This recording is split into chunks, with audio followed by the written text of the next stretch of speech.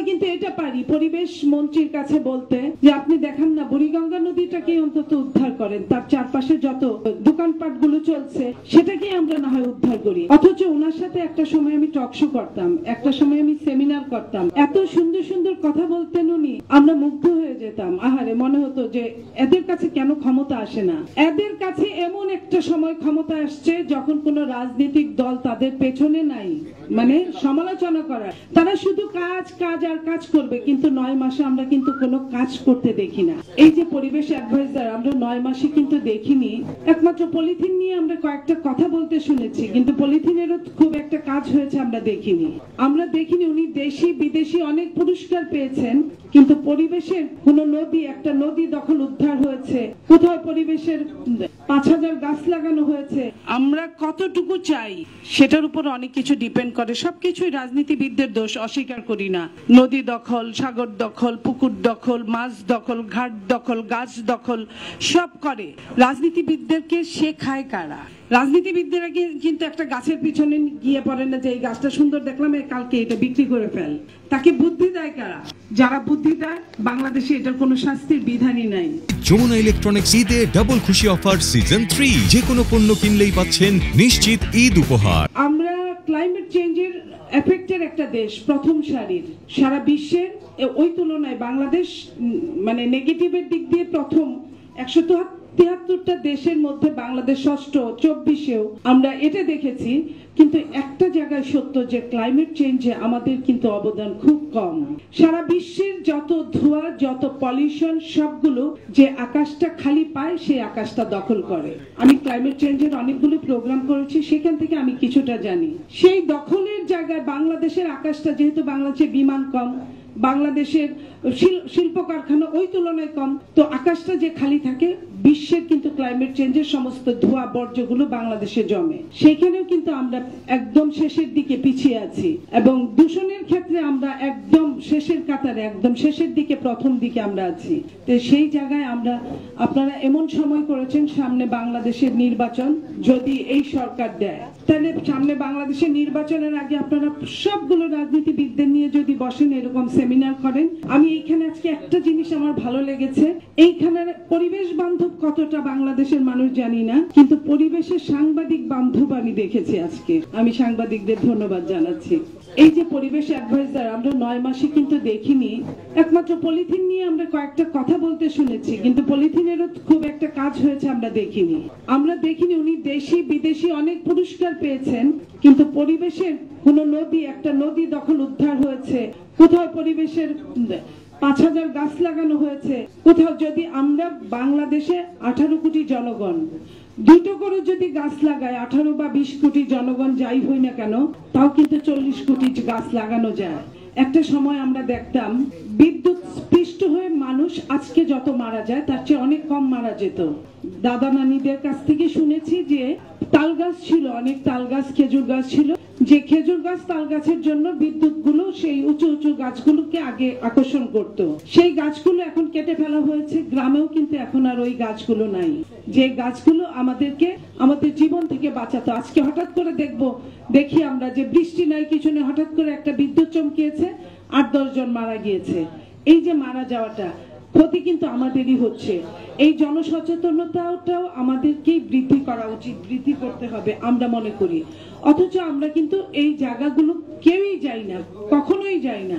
রাজনীতিবিদরা রাজনৈতিক বক্তৃতা দেয়, কিন্তু রাজনীতিবিদদের যদি চোখে আঙ্গুল দিয়ে দেখিয়ে দেওয়া যায়, রাজনীতিবিদরা কিন্তু না করে না। মাঝখানে বিএনপির সময় লাস্টের দিকে 2001 থেকে 2006 এর দিকে আমরা যা দেখেছি, বৃক্ষরোপণ একটা অভিযানে প্রত্যেক নেতারা কিন্তু এলাকায় এলাকায় অনেক গাছ লাগাতো। আমরা আওয়ামী লীগের 15.5 বছরে গাছ কাটা দেখেছি, গাছ লাগানো ওইভাবে দেখিনি যে কোনো নেতা 2000, 5000, 20,000 গাছ লাগিয়েছে। তো এইটা কিন্তু আমরা পজিটিভলি কিন্তু এই জায়গাটায় আবার আজকের আয়োজকদের আমি কৃতজ্ঞতার সাথে বলছি, এটা যদি আপনারা চালু করতে পারেন। আমরা তো শুধু সবাই সবার নামে গীবত করি, গীবতও না, সত্যি ঘটনাগুলোই বলি, আমাদের শুনতে খারাপ লাগে। আমরা প্রতিকারগুলো যদি একটু পাশাপাশি বলি, বা এই যে আজকে যারা সাংবাদিক আছেন প্রত্যেকের কোনো না কোনো সাবেক এমপি বা বর্তমান এমপি বা কোনো নেতার সাথে সম্পর্ক আছে। আপনারা যদি বলেন সামনে বর্ষাকাল আসছে, এই বর্ষাকালে আমরা কিন্তু পারি পরিবেশকে বান্ধবে আনতে। আমরা কিন্তু এটা পারি পরিবেশ মন্ত্রীর কাছে বলতে যে আপনি দেখান না বুড়িগঙ্গা নদীটাকে অন্তত উদ্ধার করেন, তার চারপাশে যত দোকানপাট গুলো চলছে সেটাকে আমরা না হয় উদ্ধার করি। আপনারা এই কথাটাও তো আমরা বলতে পারি তার কাছে। অথচ ওনার সাথে একটা সময় আমি টকশো করতাম, একটা সময় আমি সেমিনার করতাম, এত সুন্দর সুন্দর কথা বলতেন উনি, আমরা মুগ্ধ হয়ে যেতাম। আহারে, মনে হতো যে এদের কাছে কেন ক্ষমতা আসে না। এদের কাছে এমন একটা সময় ক্ষমতা আসছে যখন কোনো রাজনৈতিক দল তাদের পেছনে নাই, মানে সমালোচনা করার। তারা শুধু কাজ কাজ আর কাজ করবে, কিন্তু 9 মাসে আমরা কিন্তু কোনো কাজ করতে দেখি না। যতটা আমরা এই যে দমানো টমানো এইসব দেখছি, ততটা কিন্তু আমরা কাজ করতে দেখছি না। যতটা আমরা বুড়িগঙ্গা উদ্ধার বা অন্যান্য নদীগুলো, তুরাগ নদী, আশেপাশে ঢাকার আশেপাশে নদী উদ্ধার দেখব, তার চেয়ে কিন্তু অনেক বেশি আমরা দেখছি আওয়ামী লীগের টাকা পয়সা কিভাবে সেভ করে দেওয়া যায়। আমরা কিন্তু সেভ করার জন্য 5ই আগস্ট আসে নাই। আমাদের সন্তানদের রক্তের বিনিময়ে, আমাদের রক্তের বিনিময়ে অনেকের সমস্ত দল মত নির্বিশেষে মাঠে নেমেছিল একটা কুখ্যাত মানুষকে চেঞ্জ করার জন্য, একটা রেজিমের চেঞ্জের জন্য, একটা হায়নার চেঞ্জের জন্য, একটা মাফিয়ার চেঞ্জের জন্য। মাফিয়া চেঞ্জ হয়েছে, কিন্তু আমাদের ভাগ্যের কোনো উন্নতি হয় নাই।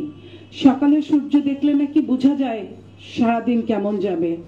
আমরা যে সূর্য দেখছি সেটাই আমরা কিন্তু খুব বেশি আশাবাদ ব্যক্ত করতে পারছি না। তবে ওই যে বলেন না যে যদি আপনার সহজ সোজা আঙ্গুলে ঘি না উঠে তবে আঙ্গুলটা বাঁকাতে হয়। তো আজকে আমি পরিবেশবাদী যারা আছেন তাদেরকে বলছি, আপনারা যান ওই পরিবেশ মন্ত্রীর কাছে, তাকে গিয়ে এই যে আজকের যে কথাগুলো আসবে, যেগুলো উনি কি কাজটা করেছে ওই জবাবদিহিতার পাশাপাশি কি কাজগুলো উনি করতে চান, আগামী যদি আরো 6 মাস থাকেন, 8 মাস থাকেন, 10 মাস থাকেন, বা আরো আরো আরো আরো ওনাদের স্বপ্ন পূরণ করার জন্য থাকেন, ওনারা এই দেশের নাগরিকদের জন্য, এই দেশের জন্য কি করতে চান, এই দেশের জন্য কতটুকু করবেন, এটা আমরা তাদের কাছে আশা করছি। এবং সেই পাশাপাশি আপনারা যদি গিয়ে বলেন যে এই বর্ষাকাল, আগামী মাস থেকে বর্ষাকাল, এই বর্ষাকালে ওনারা কত গাছ লাগাবে, সেই টার্গেটটা যদি আমরা আসলে উনি করবে বা করাতে পারাটাই হচ্ছে মেন কাজ। আপনারা যদি ওনাকে দিয়ে এইবার অন্তত এই কাজগুলো করাতে পারেন, আমাদের অনেকটা আশা পূরণ হয়। কারণ আওয়ামী রেজিম শুধু গাছ কেটেছে, গাছ লাগায় নাই। আমি আজকে আপনাদের এই পরিবেশের প্রোগ্রামে আমি গাছ লাগানোর উপর গুরুত্ব দিতে চাই, এবং সেটা প্রত্যেকটা নেতাদেরকে, এবং আপনার সামনের ইলেকশনে যে নেতারা যতগুলো মিটিং করবে, আপনারা যদি ওই মিটিংগুলো যান, অন্তত পক্ষে আপনারা যদি বলেন যে আমাদের পক্ষ থেকে একজনকে এই মঞ্চে বক্তব্য দিতে হবে, এবং আপনারা যদি এটা বলেন, শুধু একটা বই লিখলেন, বই কিন্তু এখন কেউ পড়ে না, শুধু একদিন সেমিনার করলেন, সেই সেমিনারে কিন্তু অনেকেই আসে না। আপনাদেরই কষ্ট করতে হবে, কারণ আপনারা মাঠে নেমেছেন। যারা কাজ করে তাদেরই আলোচনা সমালোচনা হয়, কাজ না করলে কিছুই হয় না।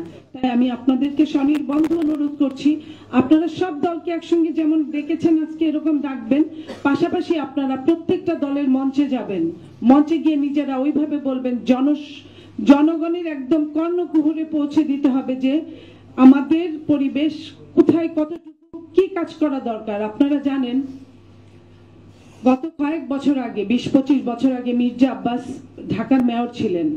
তারপরে উনি হঠাৎ করে আপনার হকারদের পেছনে লাগলেন, হকার উচ্ছেদ অভিযান। এটা করতে গিয়ে দেখা গেল কি উনি নিজে ফেল করে ফেললেন বিএনপি সরকারে। তারপরে উনি ফেল করলেন, কারণ হকাররা তাকে ভোট দিল না, তারা একদম একজোট হয়ে তারা ভোট দিল না। এই যে একটা মানুষের অনেক বদনাম থাকতে পারে, কিন্তু ভালো কাজ করতে গিয়ে যে ফেল করলেন, শুধু ভালো কাজটা, আমরা কিন্তু ওই মানুষগুলোকে, সাধারণ জনগণকে পেলাম না পাশে থাকার জন্য, যে মির্জা আব্বাসী ওই সময় রাইট ছিল।